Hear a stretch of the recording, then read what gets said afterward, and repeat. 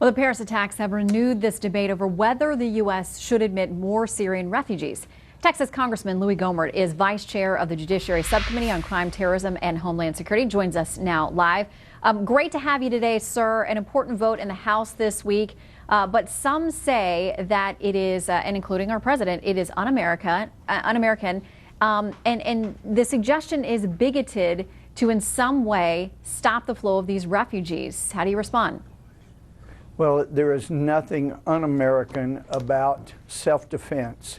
It goes back to the very nature of this country. We provide freedom, but when you are a threat to our freedom, we will defend ourselves. And this president saying that these refugees are not a threat is either very, very ignorant or he's lying.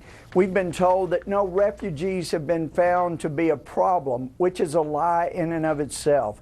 Look at the Tsarnaevs. Not only did they come in under the asylum program as refugees, but we were warned twice by Russia that the older Tsarnaev had been radicalized, and they still couldn't get that right.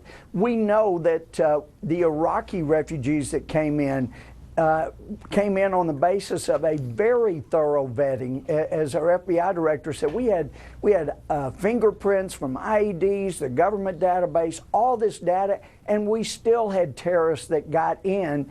And, fortunately, we caught a couple of them and got them out. But we have no database to work from when it comes to the Syrians. And then when we've had Syrians in Central America and reports that they're trying to come in through our southern border, then it has got to be taken very seriously. No more porous border and no more allowing Syrian refugees in. And Shannon, I know even other Republicans are talking about, look, it's a very thorough 2-year, 18-month minimum process. Well, if that's true, have we started vetting Syrians 4 years ago, or did we start vetting those 2 years ago that have just been allowed in? Look, this is a problem that I thought was well characterized on Sean Hannity's radio show Friday. Somebody said, if you know you have a bowl of cherries and four of the cherries in the bowl are poison, do you give that bowl to your kids? Maybe they don't get the poison one. Look, we know there will be some poisonous refugees out to kill us, and it's insanity to bring them in under this basis. Okay, if what you have said is true, then why is the president proceeding down this path? Arguably, his number one obligation as commander-in-chief is to protect Americans. Why would he do that if there was a real threat?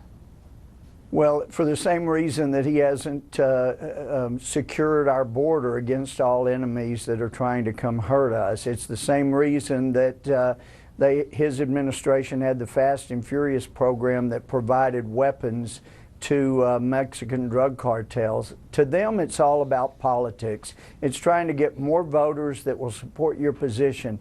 But to some of us, with deference to Howard Kurtz, who says both sides are playing politics, one side here, at least the people I know and my friends in the House, are not playing politics. We're trying to save this country for our kids. Bad enough we're going to give them massive debt. To give them people that are trying to kill them while they're trying to manage the debt we give them is just unconscionable. All right, really quickly, because we're almost out of time, I want to go through a couple of polls and get your reaction.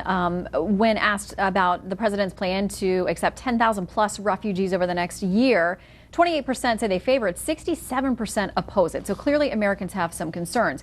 But when you break it down to say whether the U.S. should be taking primarily refugees who are Christian or only take Christian refugees, 64% say that's shameful, 23% say it makes sense. Where do you come down on that particular argument about specifically vetting and bringing in Christian families? Well, it's about protecting the homeland. We know that no Christians have been beheading Americans overseas, so that would seem to be a safer bet.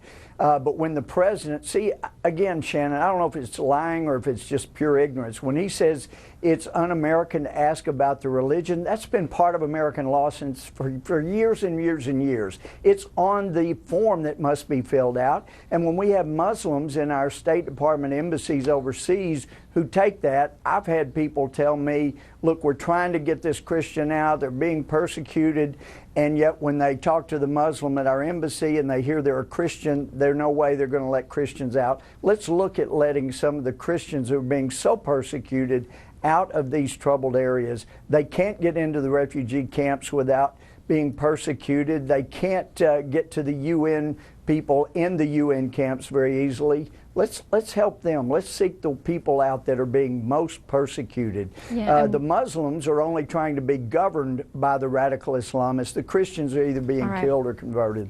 Well, we know that the persecution spans across all religious minorities, and even those who the radical Islamists don't think are Muslim enough. So we'll continue to watch this, especially as it tracks through the Hill. Congressman Gohmert, thank you for your time. So good to be with you, Shannon. Thank you. Leland.